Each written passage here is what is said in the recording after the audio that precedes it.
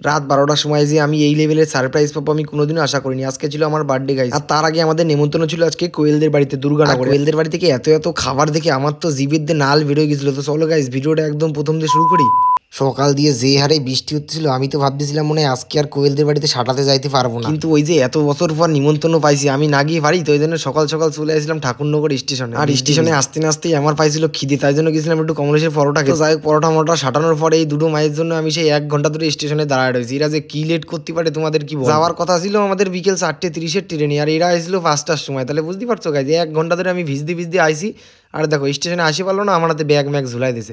তো যাই হোক ট্রেনে মেনে উঠে পারলাম না। এদিকে তো রিঙ্কির সাথে লেগে গেছিল এক বিরাট ঝামেলা। তো আমার পেটের মধ্যে আবার সুসো ডাকতেছিল, তাই জন্য পিয়ারা মিয়ারা দেখলাম, তাই রিঙ্কিরে বললাম দুটো পিয়ারা খাওয়াতি। তো তারপর আমরা পিয়ারা খেলাম, আবার দেখলাম বাদাম ভাজা আসতেছে, বাদাম না খেয়ে থাকতে পারি। তো যাই হোক বাদাম ফাদাম গিলতে গিলতে চলে আসছিলাম দুর্গানগর স্টেশনে। তো আইসে এদিকে তনুকা সৌভিকদার সাথে দেখা করছিলাম, ওরা উঠছিল আলাদা বগি। আর আমি কিন্তু কোয়েলদের বাড়িতেই ফার্স্ট টাইম যাচ্ছি। তনুকা সৌভিকদা আগে অনেকবার গেছিল, আর যেহেতু বর্ষা রাজিত্বদা গিফট নিতে ভুলে গেছিল, তাই জন্য আমরা এই দোকানে গিফট খুঁজতে গেছিলাম। কিন্তু এই দোকানে শাড়ির দাম যা বলছিল সত্যি, ওই শুনে আমার পেটে আবার খিদে পেয়ে গেছিলো, তাই জন্য এই সিঙ্গারার দোকান থেকে দুটো সিঙ্গারা কিনে খাইতে খাইতে গেলাম আবার অন্য একটা দোকান। অবশেষে ওই দোকানে গিয়ে একটা ফটো ফ্রেম পছন্দ হয়েছিল, তো সেইটা বর্ষা রাজিত্বদা নিয়ে চলে গেলাম আমরা কোয়েলের বাড়ি। ছিল কোয়েলদের নতুন ফ্ল্যাট, দেখো বাইরে থেকে দেখতে কতটা সুন্দর লাগছে। আর আজকে ছিল কোয়েলদের বাড়িতে গৃহপ্রবেশ, তো তার জন্যই আমাদের সবাইকেও নেমন্তন্ন করেছে। আর এইদিকে দেখো জিজু কিন্তু অনেকক্ষণ ধরেই আমাদের জন্য অপেক্ষা করতেছিল। তো তারপর রুমে ঢুকে দেখো গাইজ আমার তো এই জায়গাটা খুবই ভালো লাগলো, আর দেখো ঠাকুরটা কত সুন্দর লাগছে। তো তারপর তোমাদের দেখো রুমটা আমি ডেকোরেশনটা তোমাদের একটু দেখিয়ে দিই। তো তারপর এদিকে কোয়েল চলে আসলো, দেখো হাই করে দিল তোমাদের সবাইকে।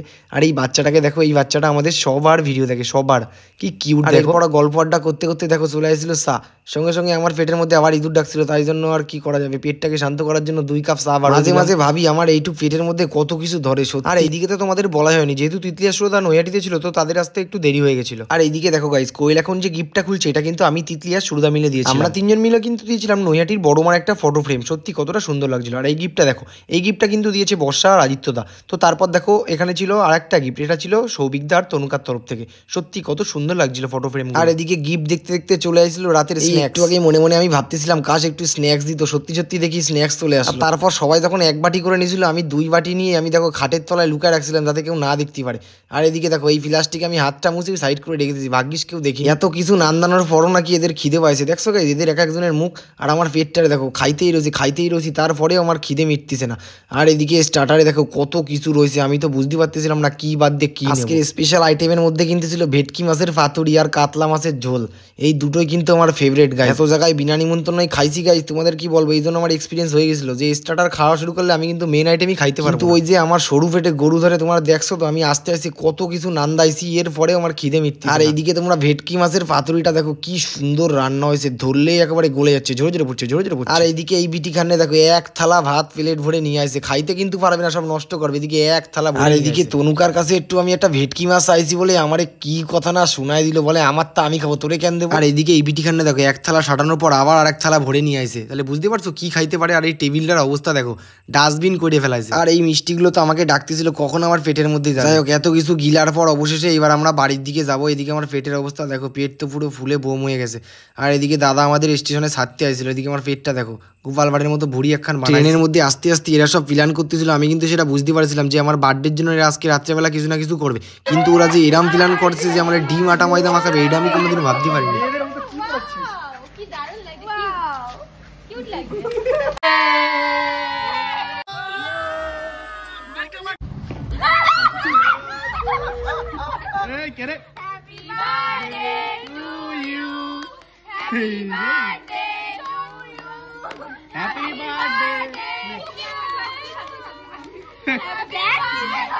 পরের দিন যে তোমার নতুন সরো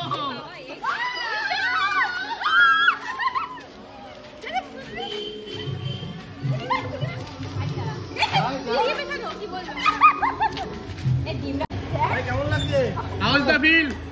লাইফে ফার্স্ট টাইম এই প্রথম রাত 12টার সময় এরকম সারপ্রাইজ পেয়েছিলাম ভালোবাসার মানুষদের কাছ থেকে, সত্যি খুব ভালো লাগছিল। আমার একটু খারাপও লাগতেছিল, এরাই যে ডিম আটা ময়দা মাখাইছি যে কি গন্ধ বেরোচ্ছিল তোমাদের কি বলবো। আর এদিকে সুরদারে দেখো রাস্তার দিয়ে ওই নোংরা জল আমার চোখে মুখে ছেড়াইছে, আর দেখো তারপরেও তারা করছে আমার ধরার জন্য। যাই হোক গাইজ আজকের ব্লগটা এইটুকুই, দেখা হবে আবার পরের ব্লগে, টাটা।